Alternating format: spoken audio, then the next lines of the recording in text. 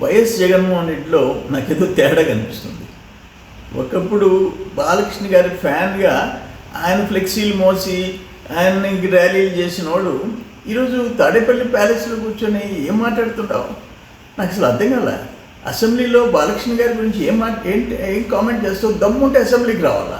అసెంబ్లీకి వచ్చి అడుగుపెట్టే గట్స్ లేవు. బాలకృష్ణ గారి గురించి నీ ఇష్టం వచ్చినట్టు మాట్లాడతావు. అసలు నాకు ఒక్కటి ఏంటంటే అర్థం కాదు, ఒక పాలిటీషియన్ బహుశా ఇండియాలో ప్రపంచంలో 2.5 hours ప్రెస్ కాన్ఫరెన్స్ పెడతారా? పబ్లిక్ మీటింగ్లో స్పీచ్ ఇవ్వచ్చు, 2.5 గంట ప్రెస్ కాన్ఫరెన్సా? ప్రెస్ని అడ్రస్ చేస్తావా? ఏమన్నా చాదస్తావా? ఏమైంది? ఏదో తేడా ఉంది. దాంట్లో ఏమన్నా ఒక్కటి నిజం ఉందా?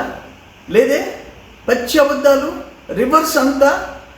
అది ఏపీ గవర్నమెంట్ కూటమి ప్రభుత్వం ఏదన్నా చేస్తే దాన్ని వ్యతిరేకించటం, లేదా పక్క రోజు వచ్చి అది నేను తెచ్చింది అది అని చెప్పేసి మళ్ళీ చెప్పుకోవటం.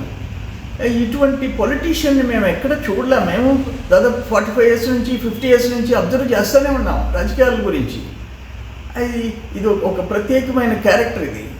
కానీ నేను అనేది ఏంటంటే, ఆయనకి ఏదన్నా పరీక్షలు చేయించండి.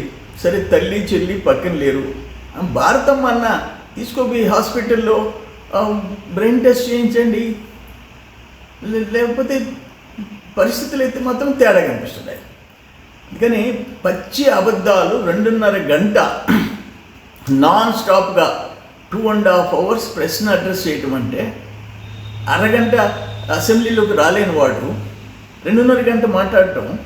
అందుకని డెఫినెట్గా ఏదో ఉంది, నువ్వు ట్రీట్మెంట్ చేయించుకోవటం మంచిది అని చెప్పేసి మా సలహా.